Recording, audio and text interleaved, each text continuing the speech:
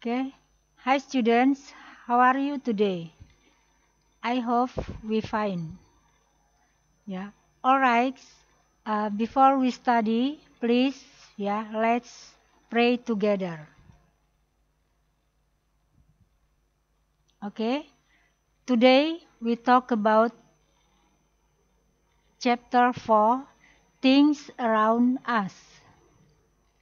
Okay. Learning materials, article, demonstrative, preposition of place.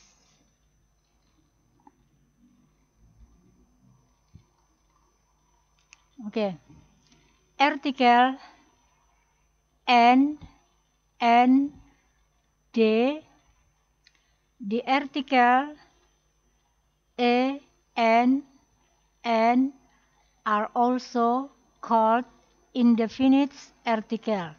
They are used when you want to mention something or the first time.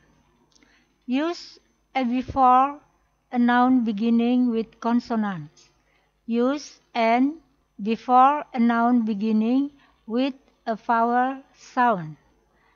The article de is so called a definite article. It is used to refer to a specific things.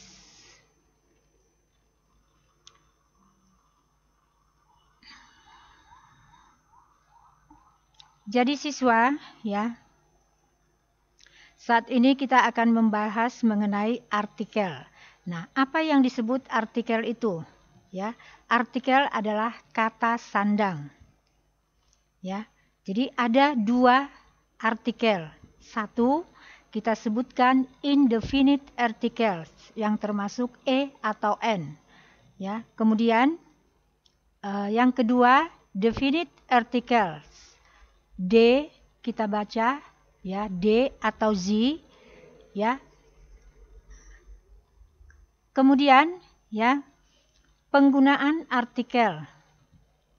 Indefinite articles atau n ya, for example ya. Nah, sebelum contohnya kita harus membahasnya dulu apa yang dimaksud atau n itu ya. Jadi maupun n digunakan untuk menunjukkan sesuatu benda atau seorang yang tidak atau yang belum tertentu. For example, ya, contohnya misalnya a cat is an animal.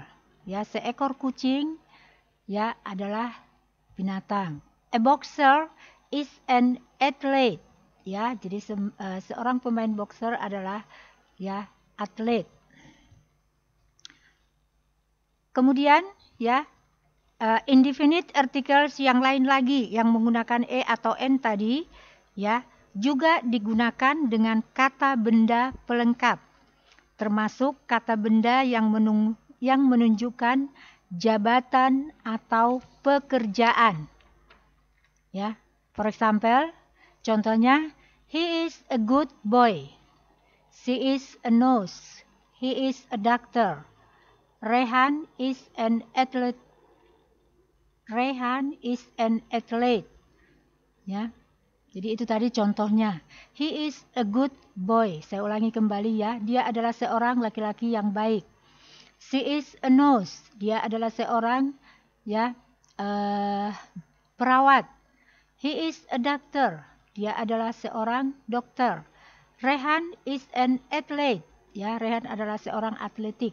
Ya, nah itu tadi untuk melengkapi ya sebagai jabatan atau pekerjaan, ya.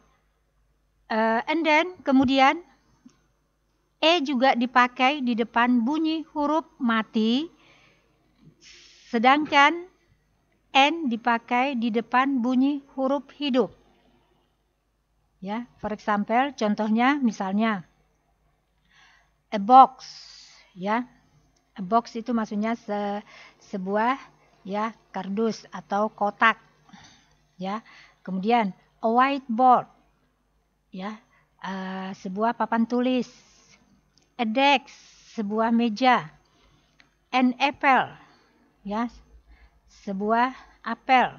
an orange, ya, sebuah jeruk. An umbrella, ya, sebuah payung. Nah, itu yang tadi digunakan bila, ya, bunyi huruf mati dan bila bunyi huruf hidup. Jadi a itu digunakan bila berbunyi huruf mati dan n bila berbunyi huruf hidup. Oke, student. Again, ya. Kemudian lagi, e maupun n tidak boleh digunakan untuk kata benda yang tak dapat dihitung atau kita sebutkan uncountable nouns. Some dapat digunakan di depan kata benda yang tak dapat dihitung untuk menunjukkan arti sedikit. Jadi, for example, misalnya, some sugar. Jadi artinya tadi jadi sedikit, ya, sedikit gula. Some milk, sedikit susu. Some tea, sedikit teh. Some coffee, sedikit kopi. Jadi itu yang dimaksud tadi, ya, yang digunakan dengan uncountable nouns, ya, atau benda yang tak dapat dihitung. Ya. Kemudian, ya, lanjutannya, kata benda yang dapat dihitung yang disebutkan countable nouns. Kalau tadi uncountable nouns, ya, benda yang tidak dapat dihitung. Sekarang countable nouns, benda yang dapat dihitung.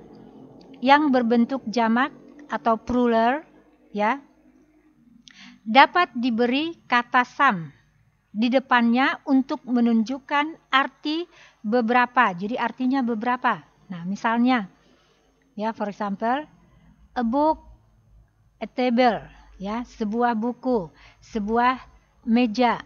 Kemudian some books, ya, beberapa buku. Some tables, beberapa meja. Nah, kemudian, ya, kita dapat beri tadi kata some di depannya untuk menunjukkan arti beberapa tadi, kan? Atau tanda jamak biasanya berupa tambahan huruf S atau IS pada akhir kata benda. Ya, contohnya tadi, ya, a book, sebuah buku, atau tadi some books, beberapa buku, a table, ya, sebuah meja, atau some tables, beberapa meja. Itu tadi yang saya ulangi kembali, kan? Oke, understand, students? Oke.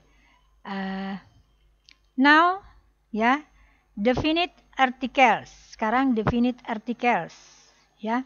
Definite article ini digunakan di depan kata benda yang sebelumnya telah disebutkan atau ditentukan oleh sebuah keterangan atau anak kalimat. Kita sebutkan anak kalimat. Ya, contohnya misalnya, ya, atau for example, there is a man in the class, ya. Ada ya, seorang pria di kelas. Is the man a teacher? Ya, apakah pria itu seorang guru? There is a book. Ada sebuah buku. The book is green. Ya, buku, ya, berwarna hijau. The son of my teacher is a doctor. Ya. Anak laki-laki itu atau putra guru saya itu adalah seorang dokter. Ya. Nah, itu yang disebutkan. Kemudian lagi, ya, D digunakan di depan nama-nama laut, ya, sungai atau pegunungan atau juga kepulauan atau nama negara dalam bentuk plural atau bentuk jamak. Nah, misalnya, ya, for example, students, the moon, ya. Kemudian berarti itu the moon itu kan bulan, the sun, matahari, the earth, bumi, ya, the star, ya, bintang. Nah, itu tadi kan kita gunakan bila digunakan di depan, ya, nama-nama benda alam, ya. Kemudian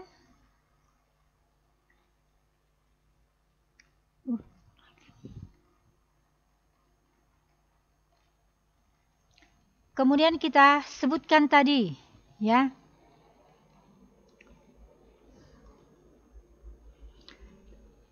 Tadi karena di ininya student, ya, ketikanya kurang tadi, ya, di depan nama-nama laut atau ya sungai, pegunungan, atau juga kepulauan dan nama negara dalam bentuk jamak. Tidak ada tadi catatannya, ya. Sorry siswa, ya. Nah, jadi boleh saya saya sebutkan aja, ya, misalnya di Atlantic Ocean, ya, the Thames misalnya, atau the Alps, ya, the Netherlands. Nah, itu semuanya nama-nama negara atau kepulauan atau ya laut atau sungai, ya. Jadi kalau yang tertera di ya yang kamu lihat di laptop masing-masing atau di PowerPoint tadi, ya, definite article atau yang digunakan dengan Z tadi, ya, itu digunakan di depan nama-nama benda alam. Seperti tadi the moon yang saya sebutkan bulan, ya, the sun matahari, kemudian in front the sun atau the star itu tadi, ya. Oke. Nah, kemudian satu lagi siswa, ya. D diikuti bunyi huruf mati. Ya, jadi apabila berbunyi huruf mati, misalnya the book, ya, sebuah buku, the man, seorang laki-laki, the doctor, seorang ya saudara perempuan.